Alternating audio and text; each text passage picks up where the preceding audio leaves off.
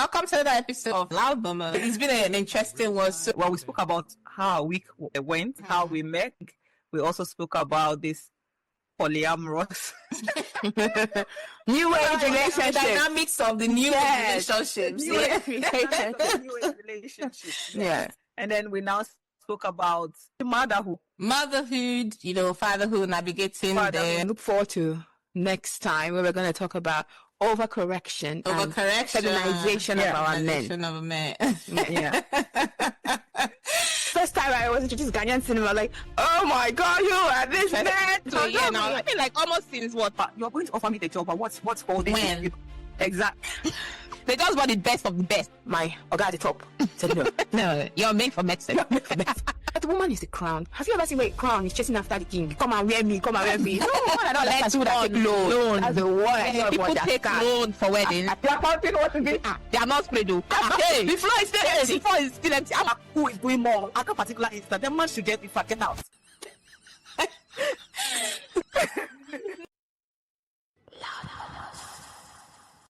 Hi guys, welcome to the second episode of Loud Mamas. We're back again. Your host on the podcast today is Dumi and Miss J. Hello. Hi girls. Hello. How was your week? Who wants to go first? Who wants to go first? Like we're in class. Right. So Dumi, how was your week? My week was okay, I guess. Yeah. It just filled with the mundane and just nothing specially special. Yeah. So you went through Monday to Sunday, just coasting. Just honestly, autopilot. I was it. Wow. Okay. Miss J, how was your week? We had sort of similar week to the tail end of the week, but how was the week before then? Well, my week started with, of course, working daytime practice. And then midweek, I had to go to Wales for the RCGP conference, which that was there as well with me. So, well, the week was quite interesting because you get to meet new people, new acquaintances, networking, learning. It was just interesting. And then also at the social event where you get to see people dancing and learning new. It was quite interesting. So that was quite a good week, I must say. Then I've been back since Friday night, and then the weekend is upon us. Almost ended. But we are here. We are here now. Oh well. My week was great too as well, because I don't work Monday, so worked on Tuesday, on Wednesday. In fact, I hope my employer does not hear this. So I applied for leave to go for this conference for Wednesday and Thursday, because I needed to travel to Wales on Wednesday, and then conference was Thursday and Friday. But then I didn't know my leave request was cancelled for Wednesday because apparently there was not enough staff. And I only found out when I came to work on Tuesday. So I was in the midst of trying to go and meet the manager to say, listen, I can't be here on Wednesday because I need to travel. I had a lot of things planned on Wednesday before I could go to Wales. Yeah. But then the way God does his things in a marvelous way is during lunch, I vomited and I was ill. I was ill at work. From nowhere, I started vomiting after I had my lunch. I think what happened was I had my iron tablet on empty stomach, which I normally would do, but I don't know what happened that day. So normally, give you a bit of gastritis when you have it on empty stomach. But then I vomited during lunch, and I just managed to finish my clinic around 4:00. I had to leave. So I told the second in command in the practice, and she was like, you can't come to work the next day because vomiting protocol, you have to be out for 48 hours. So 48 hours, yeah. Do you say? Yeah. So that's how I ended up not working on Wednesday. And of course, I had the day off on Friday. I don't work on Thursday. So yeah, back, saw you in the conference, had a good time. And back to normalcy now. Back to reality. Yes. So, and I was saying, I don't think we've introduced our podcast formally. I mean, Loud Mamas. So, Jimmy will do us the honors to say what our podcast's about. Yeah. All right. Hi, everybody. So this is Loud Murmurs, yeah? Uh-huh. It's just three grown medical females who decided to come together to talk about everything and nothing. Yeah. Yeah. And then it's, spice of medical life or anything medical. It's just going to be drizzled in there from time to time. Yeah. Fair warning, we're at Switzerland. We do not talk about politics and we do not talk about religion. We try not to meddle, but if it's spicy, if it's interesting, we might talk about it, but we're not partisan. Wait, first, let's move from green to red. Yeah. Right? We can spice it up any way you want. Any way you want. Yeah. I think there are certain topics that we cannot ignore. avoid. Exactly. Yeah. So there are times when we would just go there just a time. Just a little bit. Based on what we know. Like, I'm going to say what concerns me as a human being living in a country. We hope it will be fun, definitely. Try to let our head down. And of course, we'll be on social media as well. If you do have any questions, anything you feel like we want us to discuss, we can talk about it. And like Ms. J said, rock and roll. Yeah. I was talking about how we met. Like, how did we meet? How did you meet? I don't know. I think it's a WhatsApp group, isn't it? WhatsApp for the exam. WhatsApp group or Telegram? I think. I think Telegram. Me was Telegram. I don't know about you. I think it was WhatsApp group, Was it WhatsApp group for you? Yeah, I said it Telegram. For me, it was Telegram. Okay. It was Telegram in 2017. Whoa, that's a long time. I think that was around October, November. Thereabout. That was when this Telegram group, well, of course, if you're planning to go to the UK, you are trying to meet people who are also sort of preparing for exam and stuff like that. One of my colleagues who was also trying to come to the UK, he said, there's a Telegram group where people discuss questions and blah, blah, blah. I'm like, okay, well, I'm interested. For me, anywhere that knowledge is being shared, I want to be there. So the one I was talking to was a Ghanaian. We worked together for 6 months in a department. But the one who added me is from Nigeria because she studied in Ghana with that that I worked with. So then that was how I was added to the group. So, and I got to the group and I realized that almost everybody on the group is Nigerian. But for me, I'm used to Nigerian because in medical school, 9 out of 10 of my colleagues or my friends are Nigerian. So I already know how to vibe with them and all that. So it felt like a second home to me, really. Very interesting. Because mine was different in medical school. All my classmates were Ghanaians. Really? Wow. Well, I studied in Nigeria, so I can't really. Oh my God! It was so different. Like, it was so bad that Nigerians thought I was Ghanaian. Can you imagine? Yeah, they thought I was a Ghanaian because I used to hang out with Ghanaians. I used to go for their social group meetings. I used to invite, but you Ghanaian, like, no. You're always with them. They're my group. What do you expect me to do? Where else do you want me to be? So that was how I joined the group. And that was when because I think that was for Plabon, isn't it? With the Plabon, yeah. And then from there we joined, for a smaller group, which was WhatsApp to sort of prepare for Plab 2, and all that. And then we are here now. Yeah. Okay, I think I joined for Plab 2. Plabon. Like, you had your own group. I think what happens usually is because it depends on how you join. And then there was only one UK Plab 2 group then, which was this group that we are on. So usually, because the group even got full at some point, and we had to create another group. A second group. So the name is ABC. ABC, exactly. We were the A because we were sort of, say, early on that journey, but not early because we have been migrating to the UK. But for the benefit of those who don't know what PLAB is, like Ms. J can explain to them, like the pathway for moving to the UK for Nigerian or Ghanaian or anybody, foreign trained doctors.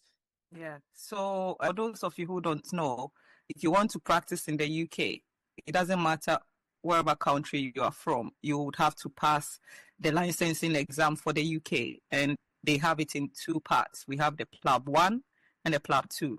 So the PLAB 1 is sort of where I think things have changed a lot over time. They now do the UK MLA. UK MLA, I wrote this exam like 7 years ago.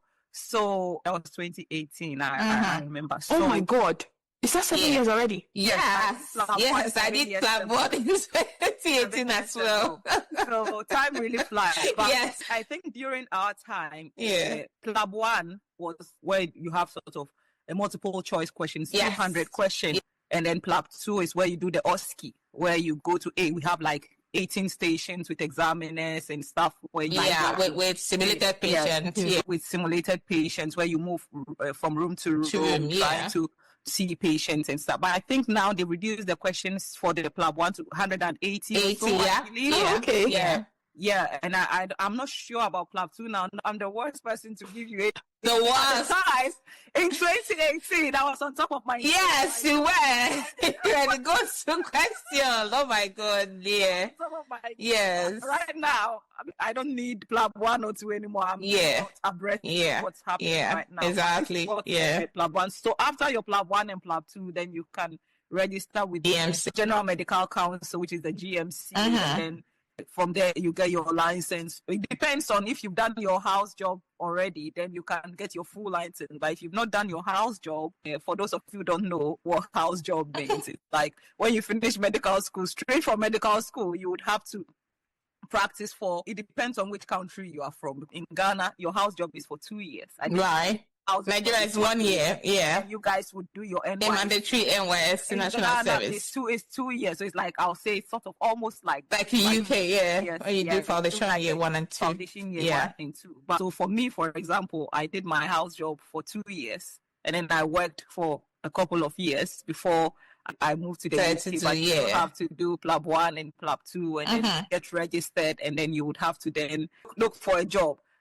During our time, getting a job was still very easy. No, at that time we still thought it wasn't easy. Oh my God.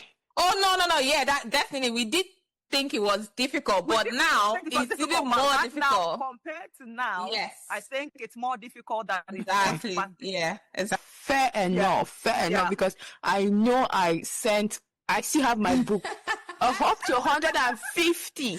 Really? Yes, up to 150. I don't think I did up to 20.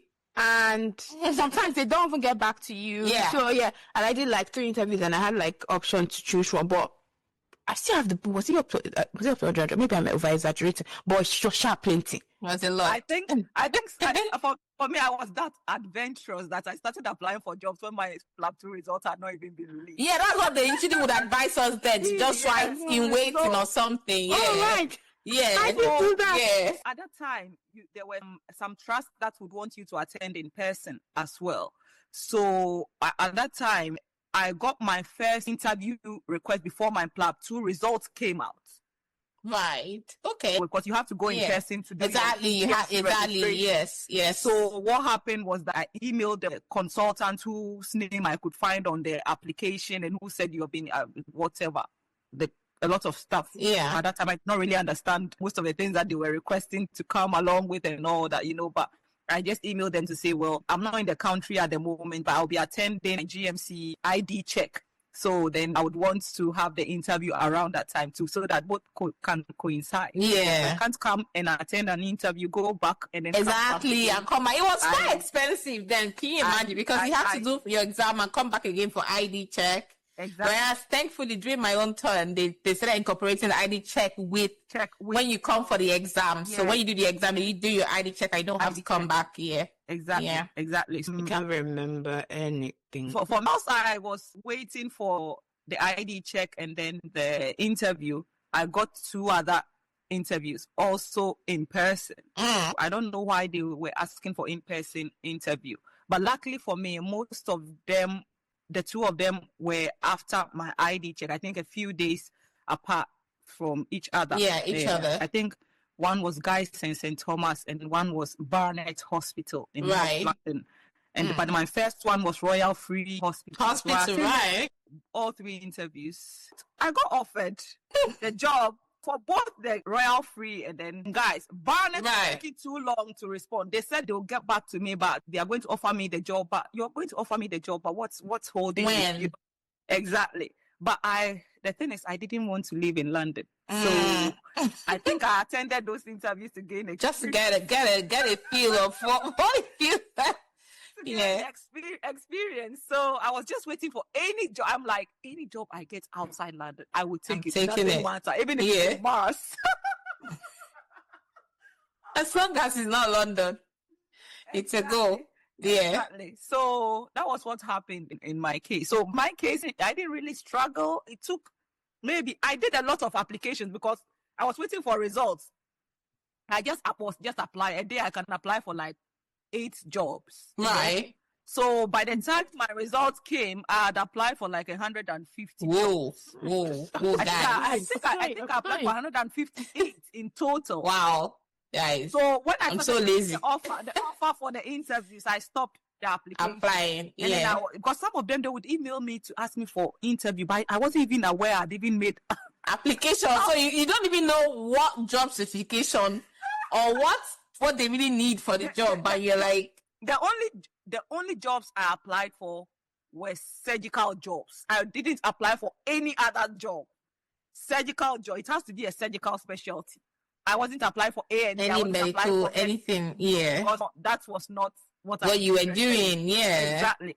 I applied for only surgical, general surgery, cardiothoracic surgery. I applied for, you name it. So a lot of things have changed now. And during our time, they had that resident labor market test. Yeah. So you could only apply for if you did like training and stuff. Yeah. Exactly. So a lot of things have changed. Yeah, a lot of things have changed. A lot of things have changed now. But for those of you who don't know the process of moving to the UK to it's a lot work, it's a lot. But now I think it's become even more complex. Yeah, it's become a bit. But any information you're looking for usually is on reliable websites. You can check GMC. You can join groups that are verified, and then just make sure that whatever information you're getting is the right information before you go. Yeah. Okay, so long story short, if you got to this point, we met on a group, and somehow we have found each other, and we're doing a podcast. Yeah. So, what did you want to talk about today, Timmy? Right, so let me give you an idea of how the gist started. So I was looking at some social media thing and scrolling through, and I saw this lady, somebody was asking her about her sexuality, and I think she used to be attracted to women. Now she's married to a man, and so I think she's born again as well. Now she's a Christian, and I think someone was asking her if God has made her straight, right? And obviously she said that she doesn't think God's desire is to make her straight. She doesn't have any feelings towards a man or a woman. She has feelings for her husband. And so basically God has only made her like a husband. So it's such a long-winded answer for a simple question. But that question, how long was she evaded that question? Yeah. Is the husband male or female? It's male. That's an invasion of question. Because even as a straight married person, you will still be attracted to other women. But because of your commitment to your wife and because of your commitment to God, you decide in your heart that no. I'm not doing this anymore. I'm not doing that. This is the person I have. No. So that question, she is just like evaded it. He's just going like this. You know how they ask politicians? He evaded it. What do you mean? When they ask politician question, they will first of all go around like this, go around like this, go around like this, and not answer anything. We get it. To be honest, it's a tough question to ask, and I think the worst thing is confronting your feelings. And also trying to manage people's response to it because she's a public-facing person. And I know it's very hard to try to articulate these things in words, and you can only say it in a way that makes it look like, I remember that when we were in school, when they ask you something, a question, they'll be like, this strong meat is for people that are matured. So they don't want to say some things. They'll tell you that you're a baby Christian, and we get all those things, but we know, but Anyway, so the Jimmy is very fascinated with something she realized. She said, Okay. so I'll let you know. Yeah. I've seen it online. Yeah. And, I just went, blah, just zoom off. But then I came face to face with it. So Yeah. I was really fascinated by it. So it's this new age relationship, polyamorous relationship, basically, where you have multiple people in a relationship. Well, they say they're all relationship. Yeah. So it's this one I saw was FFM, so 2 females, 1 male. Interesting. Yeah. So they have MMF, whatever they come in. Yeah. So I was very curious, like, how does it work? How does it work? Like, in terms of the data, is the man dating the both of them and then the females are dating each other as well? Or is it just one lady who is dating both the man and the woman? And because 2 individuals just feel like, I love this lady, let's just work with it. Let's just stay together. Yeah. I've seen that online where one guy, Billy, liked the girl, Emma, and another guy, but those 2 individuals did not want to be together. But because they liked Billy, there was a common link. Yeah, there was a common link, so they just went ahead with it. So it's very cool. I don't know what to say. So it's not like a triangle. Because in this case that you are talking about, like you said, what FFM? Is that what you're saying? So what if it's an FFM? Yeah. So two females. Well, if there are 3, then it's like a triangle. So 2 females. But it's so the one. I don't know how that. I'll create it a triangle if all of them have feelings for each other. Like the 2 females have feelings for the male, and then the females also have feelings for each other. Yeah, and then It's a tough one. Do you know one thing I always say? We always try to find a new word for everything. For example, polygamy. Like, polygamy is actually a man marrying multiple wives. Yeah. And now a man wants 2 females, and we can mask it under people being polyamorous. No, females also do it. Yeah. And you have females that are on that's polyamory. Yeah. And then in some places, they're not legalized. Some places are being frowned upon, but somehow we found a way to make it look cool. Yeah. And then all of a sudden is a thing. But then, like I always said, and set up all of this is a whole lot of emotional mess going on. Because I don't know how people function. I don't know. And they have kids. They have kids. Okay. So they brought kids into the mess. That the kids call 2 of them mommy. Okay. Okay. As a daddy. So they have 2 mummies and 1 daddy. And 1 daddy. And then who is the biological parent of the kid? Is it the one because it's the setting which we met. So they will let you know. But outside, they'll tell you where the mothers. It's not your business. You don't need to know. Yeah. I mean, whenever I see any sort of, even like, we've not even finished dealing with normal families. We talk about family. I'm not saying that it's abnormal. I'm just saying that things are not the norm. Immediately, of course, as a healthcare professional, it's safeguarding for the kids that come into my mind. Like, I'm always thinking about, like, is there any sort of safeguarding concern with this arrangement? Because who is responsible for the kids? And is there really that, like, because I don't really care what adults are doing with themselves. Like, I really don't give a damn. But as long as somebody's vulnerable. Yeah, but the kids are well looked after. Yes, as long as the kids are well looked after and understand dynamics. Yeah. Than their peers. Yeah. So, yeah, exactly. So, I don't know. It was a very interesting dynamic to me. Mommy. But in our mind, we know, okay, this is not because of the setting, we know who she is. Like, we know, like, what kind of mommy she is. So it was very, I was so curious. I wanted to ask, like, but, you have to respect the boundaries.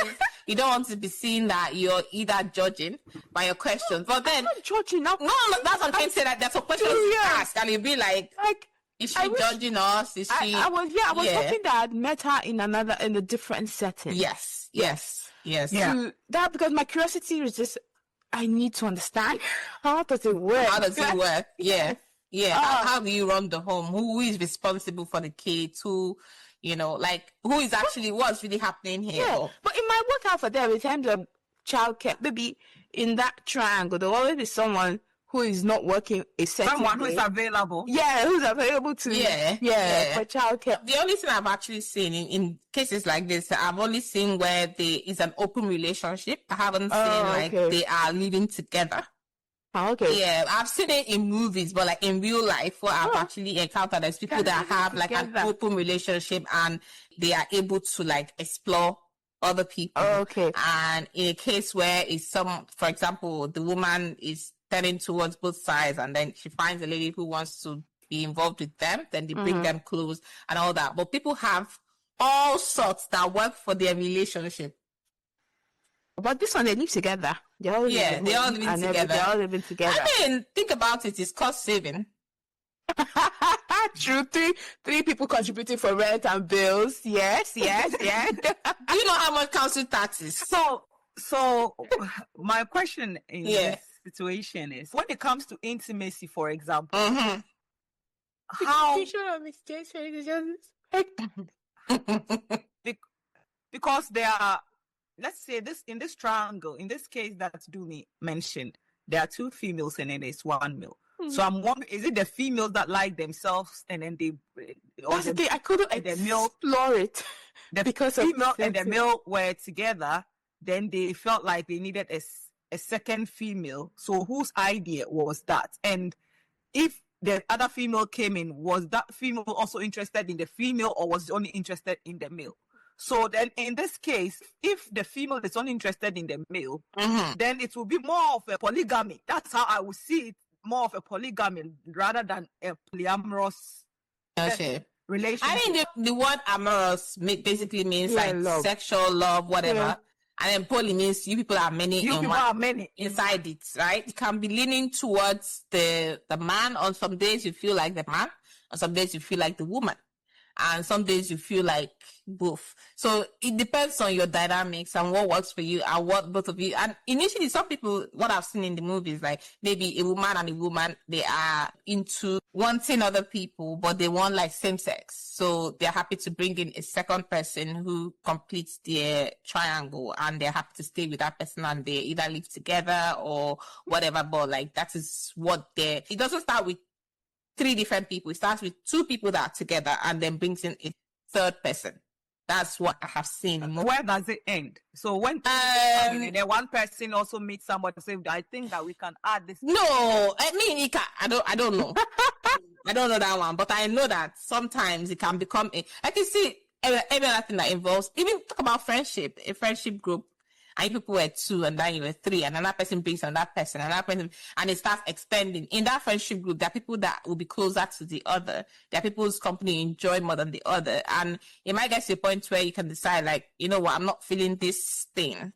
And maybe 2 people want to break off. I'll continue with 2 of them alone. Or one person decides to leave the group to go from another. It's the same thing. That's how it works. But then sometimes it starts up as 3. Like the example I was giving you of Billy and Emma and Tim. Was it Tim? I'm trying to remember his name. So their main link there was Billy. It's just that, yeah. Billy was just a greedy guy. He wants to date both men and women. He's pansexual. Yeah. He wants to date both Tim and Emma. He wants to be in committed relationships. Right. Both, right. But Emma and Tim are not feeling the whole triangle. Yeah. But somehow they are there. But they are there. Why? Because of Billy. Yeah. Whenever it comes to relationship and dynamics, all I think about is not just the fact that, this person is really like the person that's happened to the other person. I also think about the fact that if they have something you're looking for, if the other person is also vulnerable, actually if you've put in years into a relationship, you can't find yourself being somewhere else. So even if your partner is saying, let's open the relationship, you're happy to do it because you really want things to work. Yeah. If they have some sort of control over you. So all those kind of things, when it comes to relationship, I dip it more than just saying, like it's the newest thing, it's cool, people are doing it now. I always think about it from that sort of thing, like power, control, and all of that. So sometimes it's not like people are, people might be willing participants to it, but there was also a form of coercion that we also want to talk about in those kind of settings. Okay. But obviously, I'm not the best. Yeah, I not get the that. best place to say the coercion. whether that's the case or not. But this, But, yeah. this is what I was, because I was watching it. There was no. I don't think there's any form. You won't know. You won't even know that until you see it. So most of them, they are scripted, and everybody sounds happy in everything. No, even they were not happy. Yeah, Steve and Era were not happy with it. They were not. Like they will have like a private section where they will talk about how they are feeling. I'm not happy. I really don't want to do this. I want this. Blah, blah, blah, blah. She's like, well, you can't knock it till you try it. Why did I try it first? You can see her mind. Yeah, but that's her not being happy to be there. That's also that form of coercion where you don't really want to be here, but you don't have much say. You can only either be here or you're not. And she doesn't want to not be there for some reason. There's something she's saying. Why are you saying she has? Yeah, she has say. She can not to be in a relationship or not. No, what I'm saying is that it's not as easy as to say you can just walk away. Do you understand? There might be things tying her to the relationship. Okay, let me give you why. Yeah, so it's very superficial. It's not like they've been in a relationship for a very, very, very long time. No, okay, consider the fact that, like some people, now, it's your department, right? It's like people who are, they have personality disorder. Sure. And once they form an attachment, they don't want to leave for some reason. They just want to be there. They want people to like them. So even if they meet you today, tomorrow, they are confessing feelings that God knows where it came from. so if they're in a thing, like I've literally met people and you're like, how long have you known this person? And they're doing it like this. Oh, it's been 6 months. But why can't you leave? Oh, that I can't see myself leaving because this is the only place where I felt seen. True. For some reason, and they don't know, they just have that fear of leaving and finding someone else that likes them or makes them feel like they are worth something. So these are the things you also see in that situation, because somebody has found their identity in their sexuality or in a relationship or whatever, and that's all they feel they are worth in that sense. Like, this is the only way I know people care for me. I want someone to like me, to own me, to want me in a certain way. I'm somebody's something. So you don't want to detach them. You know what, they try to be there. They want to to get from another ship. Wait. When they now did a reunion, they are broken up. So she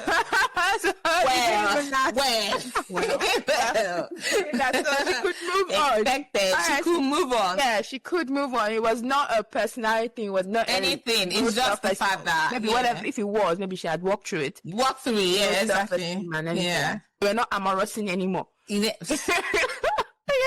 ship has sailed. It's gone. Yeah. You brought up something very interesting. Talk about when you open up your relationship. Yeah. I've seen only one person, who has done it in this UK Nigerian couple. Hold on. Interesting. Yeah, a Nigerian couple. But in my mind, I feel like it wasn't a mutual agreement. I've never seen a mutual open relationship. One person will be coerced. Yeah, it was the man. It's always one person pulling the other person into it. And you know one thing, like I've seen a situation where a guy said, let's open a relationship. And then, of course, he came back and he was upset because the woman was getting more dates. Yeah, I've read that. The man was angry. He thought that the woman would be in the house mourning. You know how you overestimate your worth, and then the streets tell you then what she. The streets will humble you. I was so happy for her because she didn't want to. Her husband coerced her, and then big men, like people who were higher in status than the husband, were coming for her. Can we close this? Close it. I'm like, no, we're not closing it. We're not closing it. In fact, right now, I think I'm even falling in love with Lan Odogu. Please, we are not closing this. I read that. I was like, yes. You know, the funny thing is because every time, in every relationship, you see that they're having like ego issues. There's always that one person who feels inflated sense of self, like I'm important, like I'm the ish here. Without me, things are not running. And you're like, okay, fine. Let's put it to test. And then you realize that, listen, man, we just be lying low here. Don't worry. Yeah, men, they can't eat what they dish out. They can't handle it. They can't. They really can't handle it. It reminds me of that thing that was trending on social media. I don't know if you met it. About the guy who came here with like, I think 4 or 5 children. All right. The one that the wife left the... Yes. Yeah.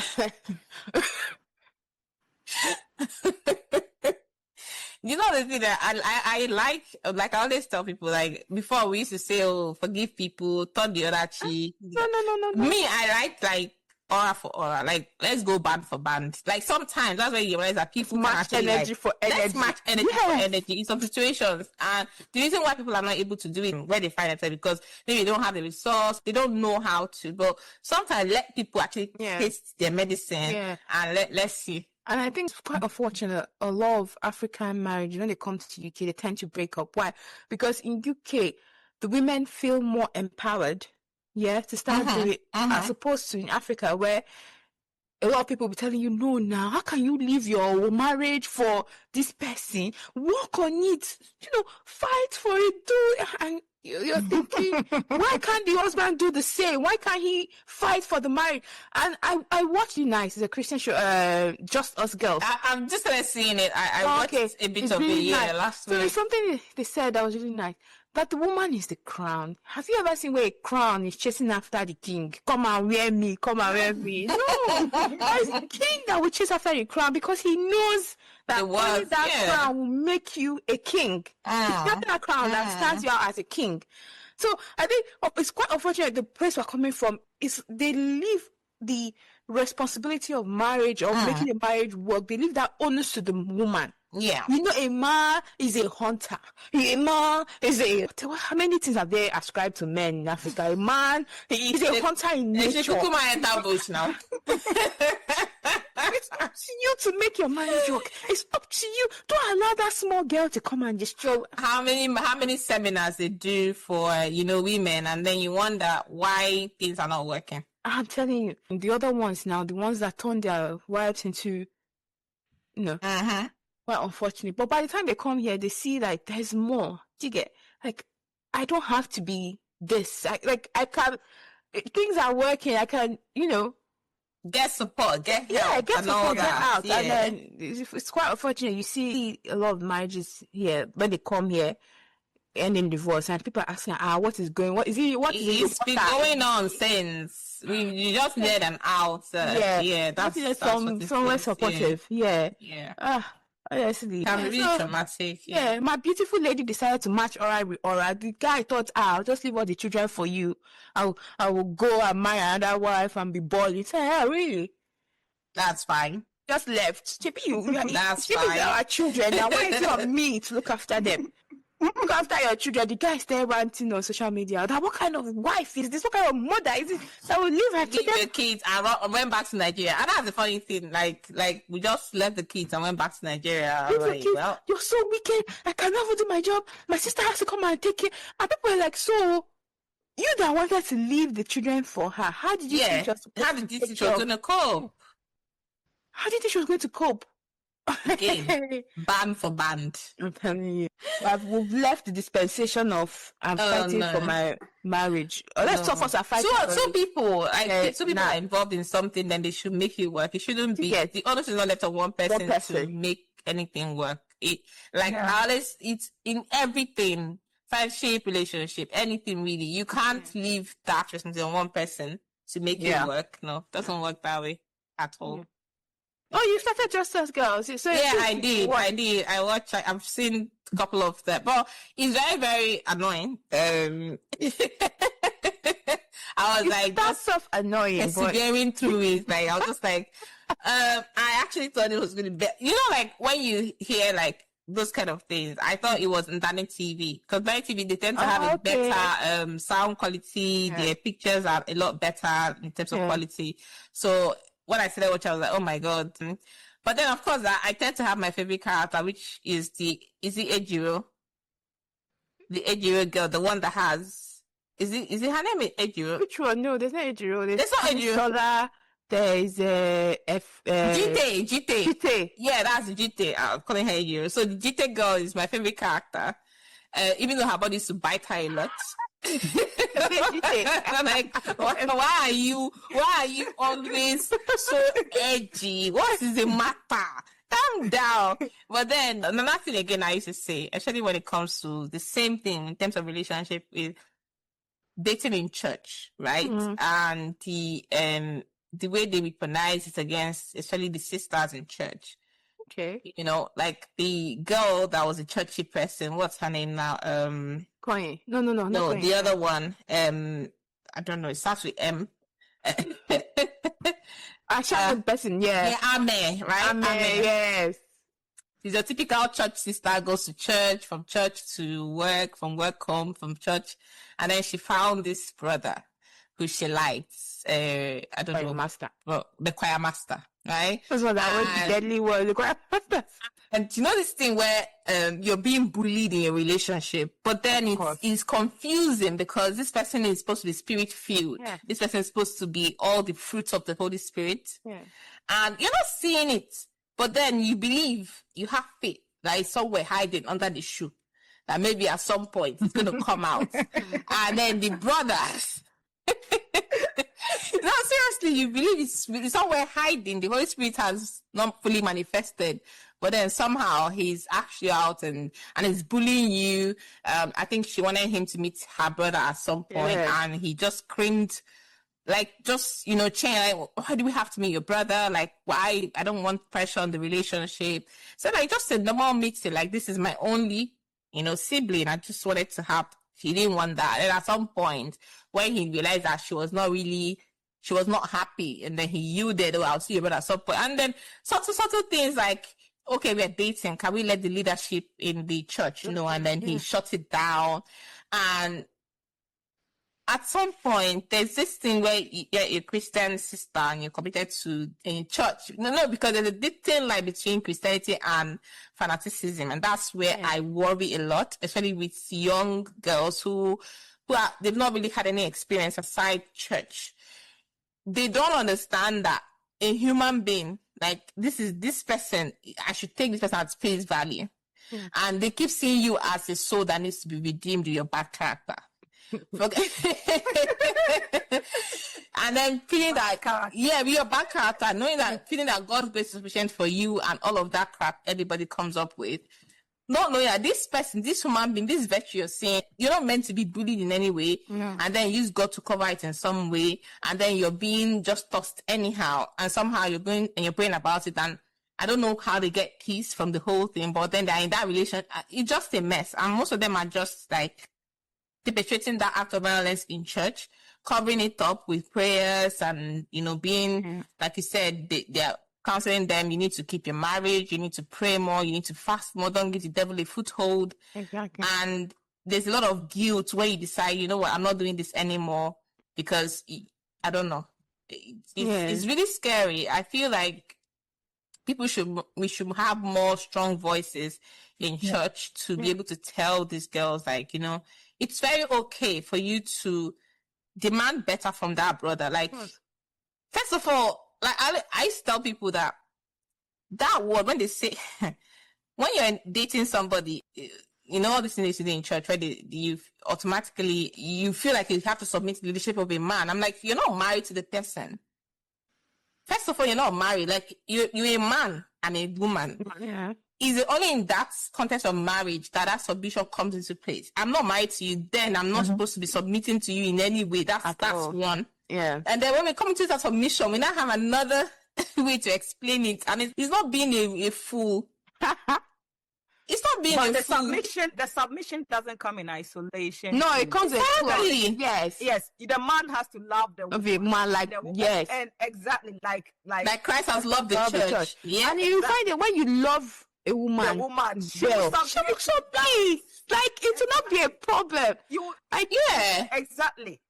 Exactly. It doesn't But go most in that men nation. forget that clause of love. They don't Yeah. it's in the Bible. The woman should submit to the man. You be like, Even the ones you Yeah, meet on the attachment, road, though. like what's going on? Like what are we talking about submission? And it's a mutual submission, isn't it? It's not supposed to be like just a blind thing. Like I always tell somebody, I say, I cannot use my two and I'm gonna walk inside gutter because you're my husband. You know, so like if husband is making a bad decision or your wife making a bad decision, you should be able to say, Dave, I don't think we should be doing this. But then all of a sudden it's like, oh yeah, you can't challenge him because and then you go to church and they're telling you should not, a whole sermon telling women, how can you be challenging your husband? How can you? Then people are just suffering, not having the best time. And what's the point if you're not having the best time?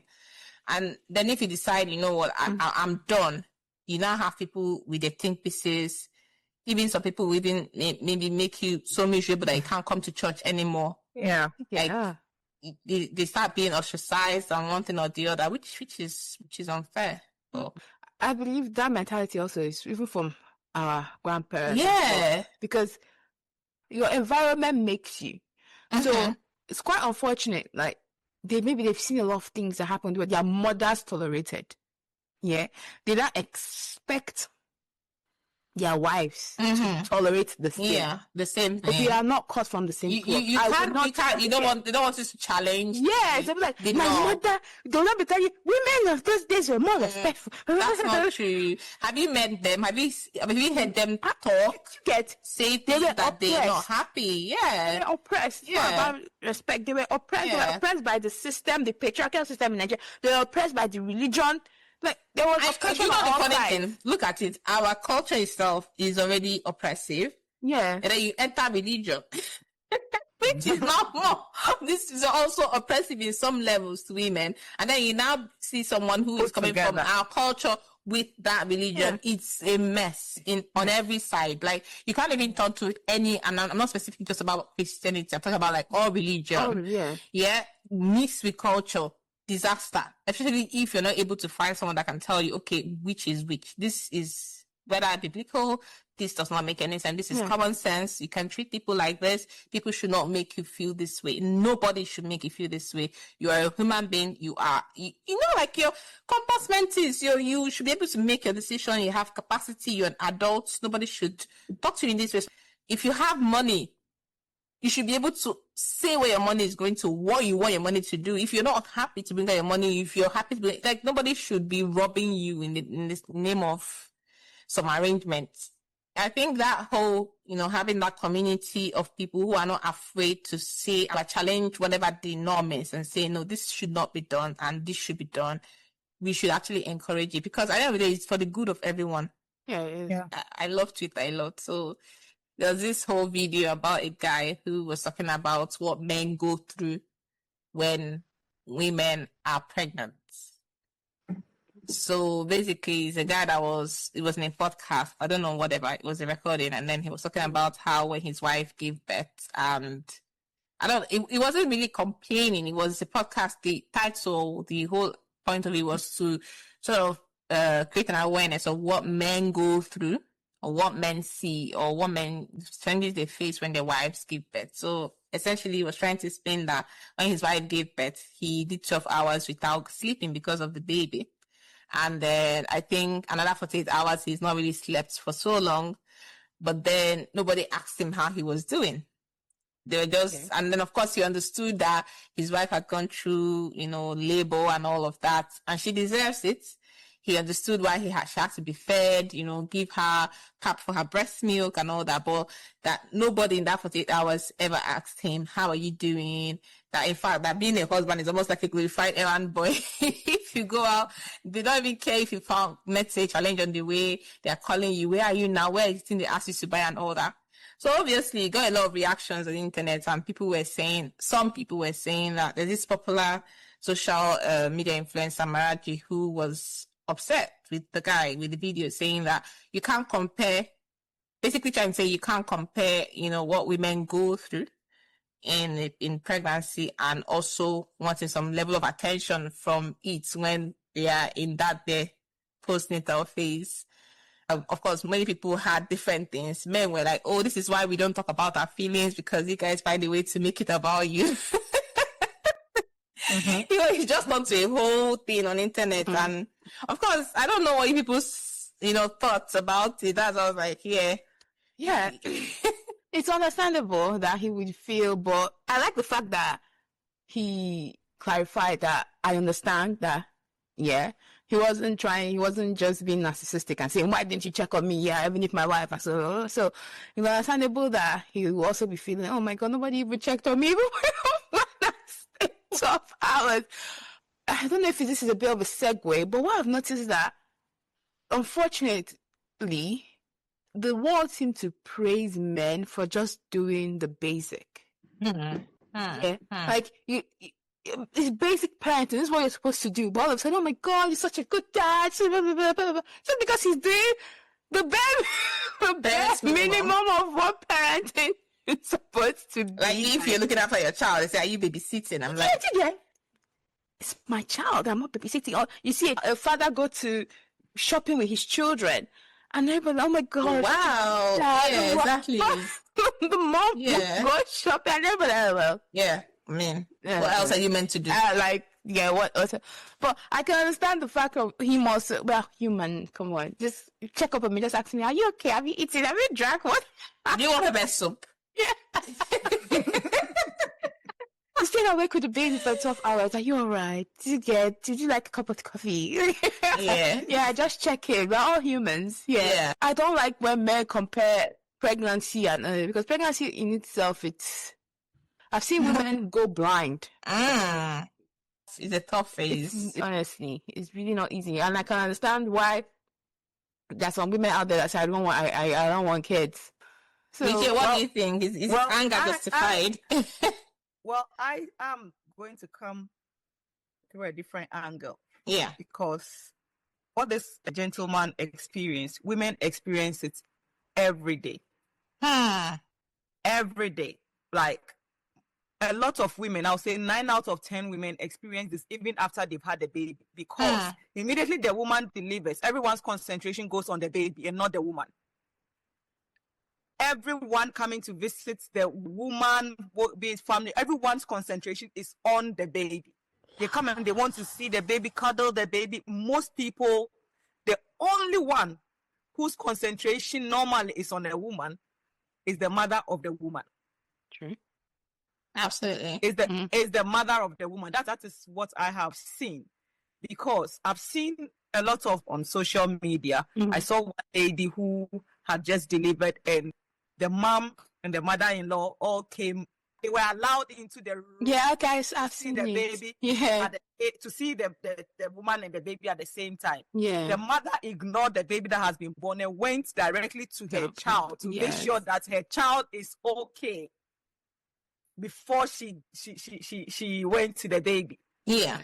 The mother-in-law, on the other hand, came in and went straight to the baby. And it happens. It's something that happens constantly. Most of the time, once a woman delivers, everyone is like, oh, how is the baby? Only a few times someone's like, oh, how are you doing? How are you? But women are exhausted.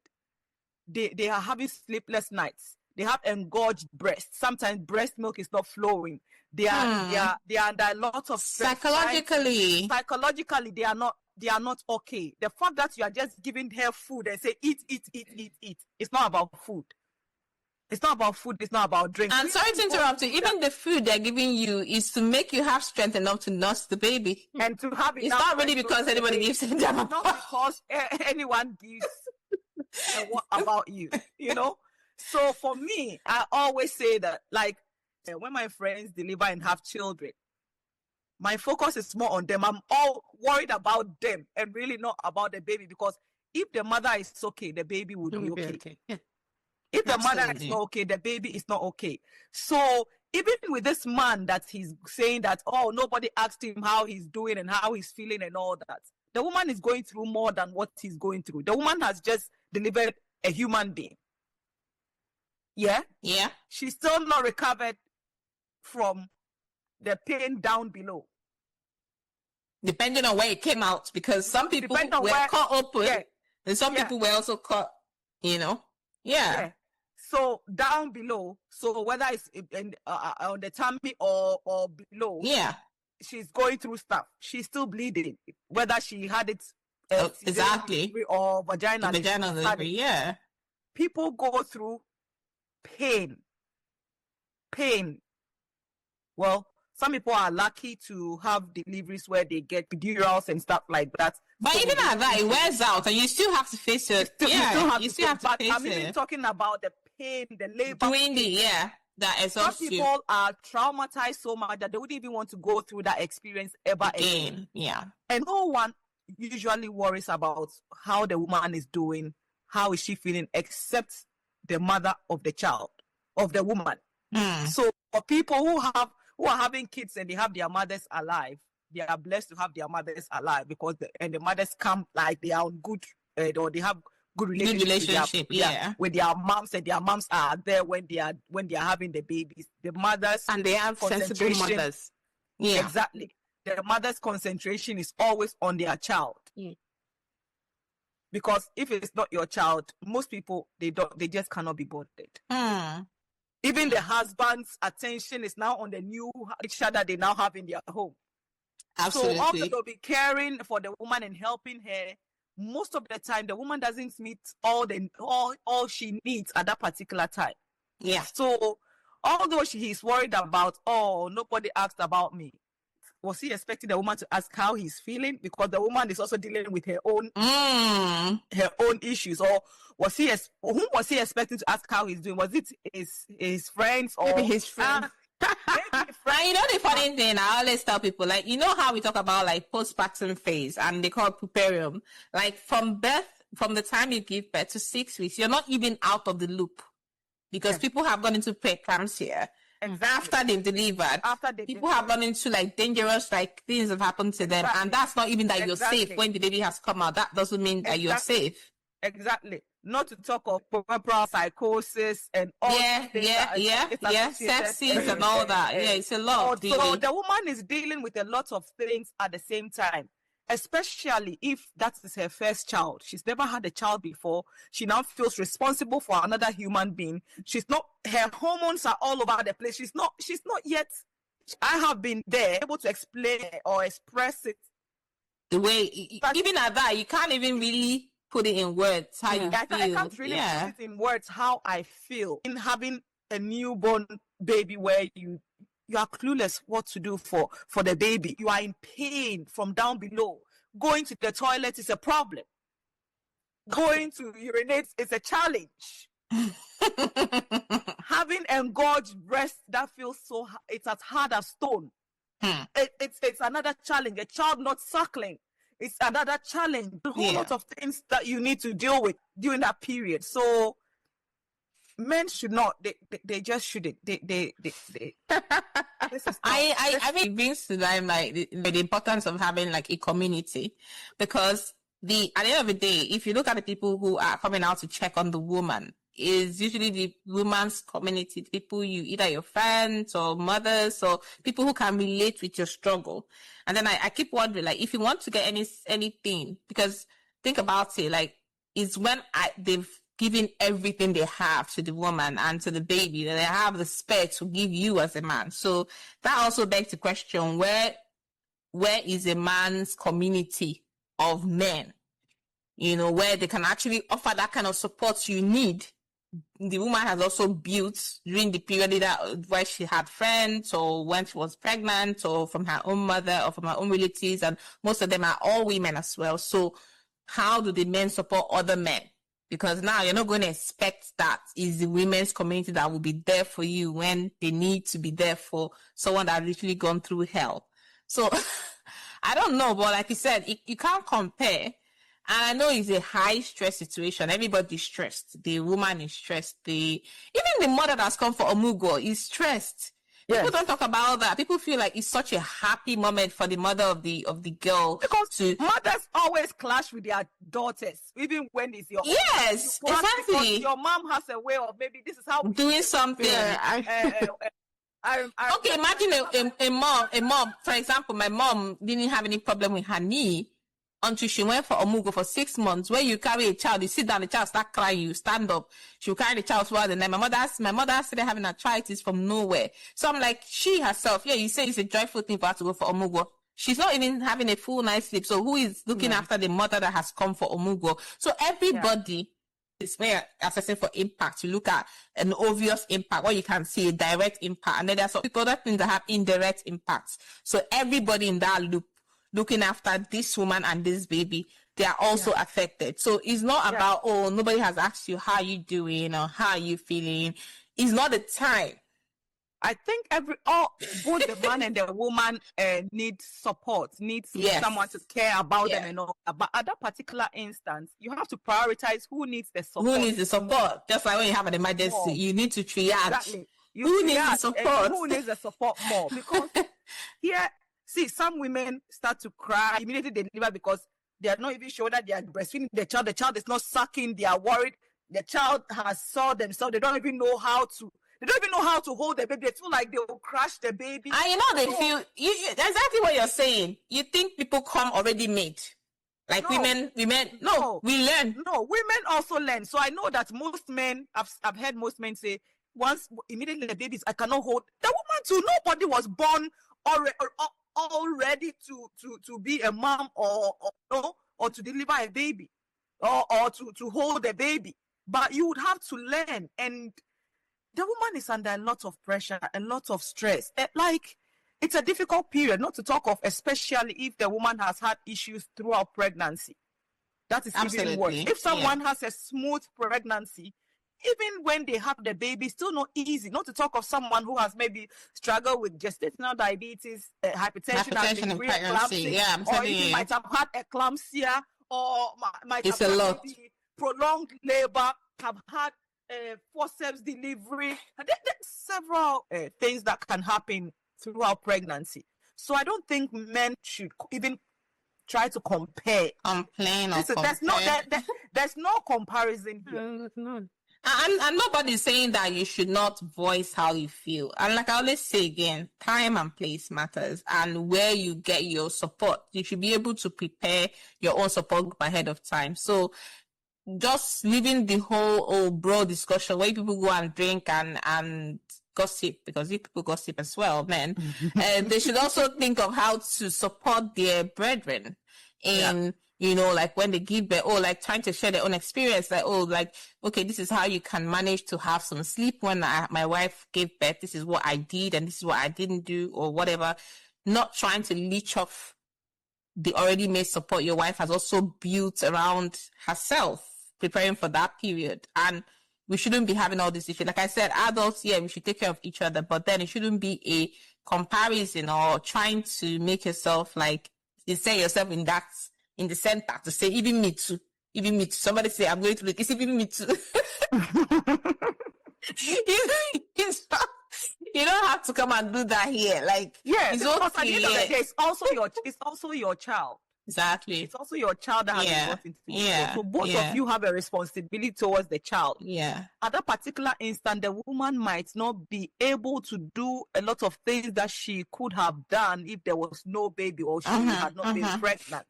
So that's when there's nothing like a 50-50. In marriage, it shouldn't be 50-50.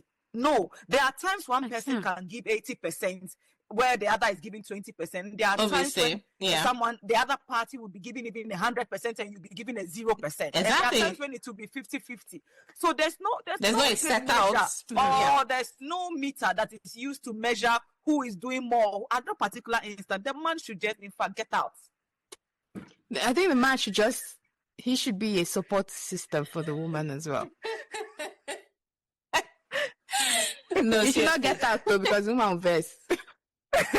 No, like seriously, I get where Miji is coming from. Like, everybody, you tell yourself that this is going to happen. It's like you said, there are times you're going to do more. It's normal, and you should be ready to do more. And that's it. You just charge it to the game and keep moving. Because at the end of the day, once that woman recovers, whether we like it or not, most of the onus of taking care of the child falls back on her.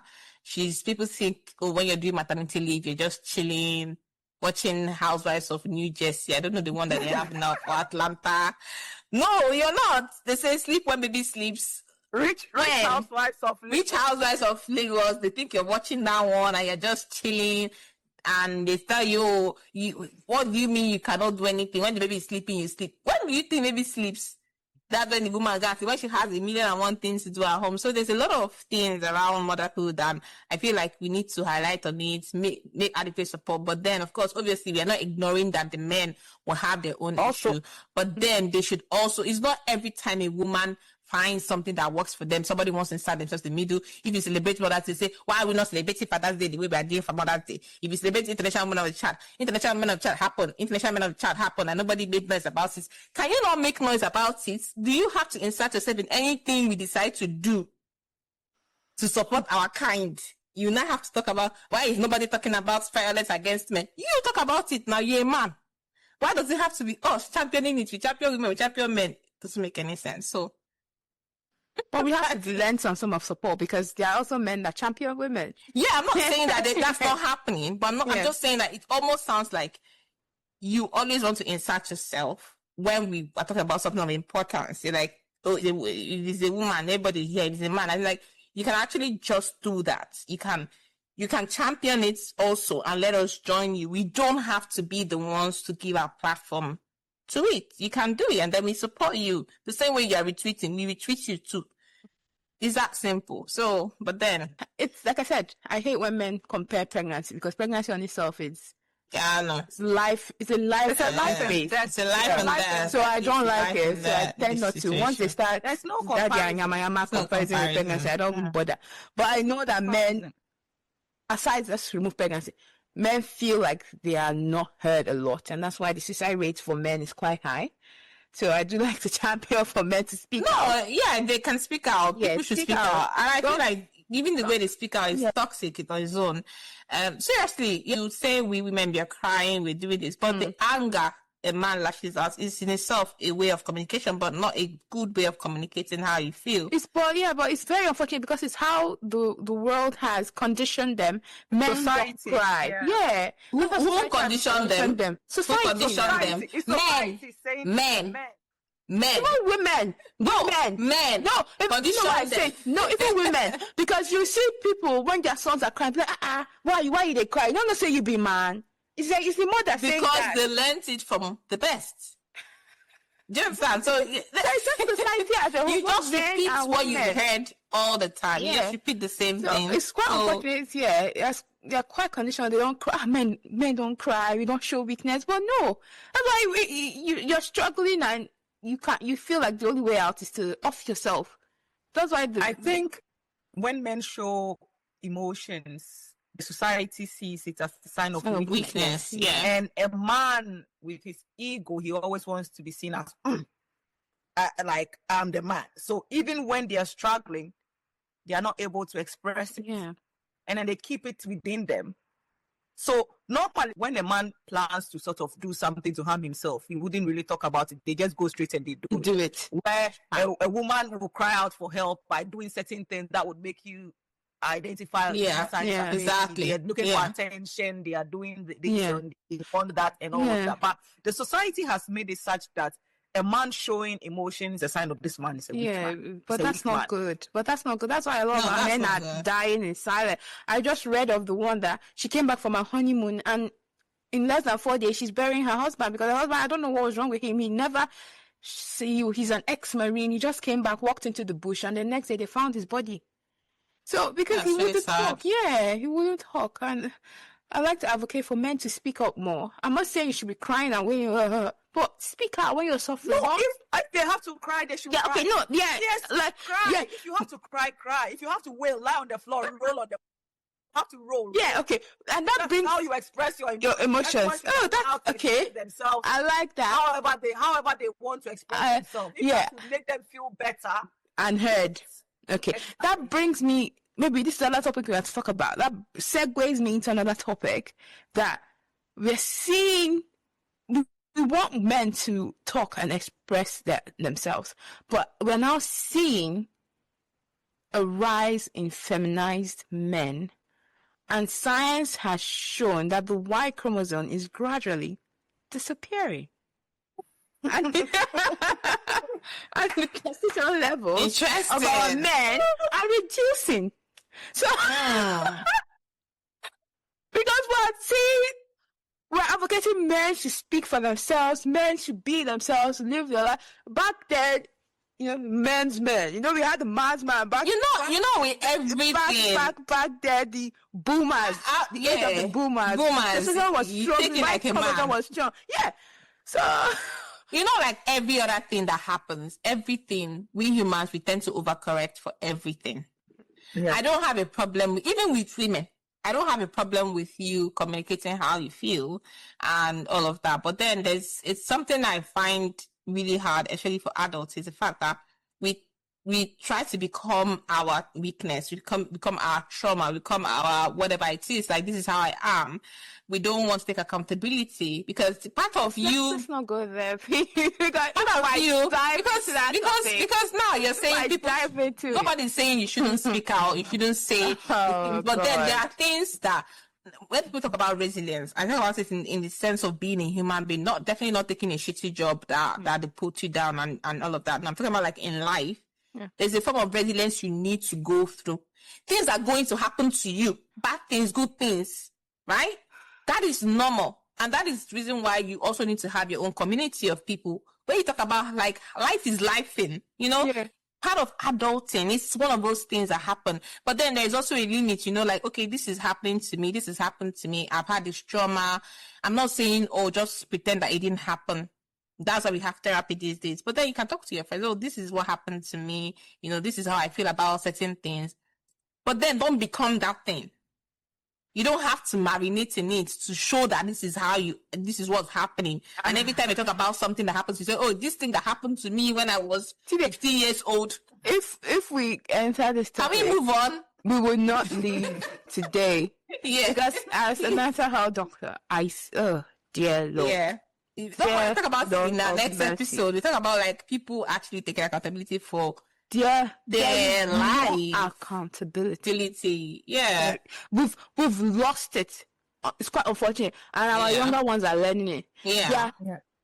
Everybody I'm like this because this is what happened to me when I was everybody's imbibing like that because imbibing the trauma and using it as an excuse for what you are. Normalize some things. I'm like, no, that's rubbish. Yeah. So as much as we're encouraging people to speak up, we should also encourage them to take accountability. We should also there are things that are normal for you to go through. Life is not peachy. Life is not literally life is not a bed of roses at all. People are going to tell you no.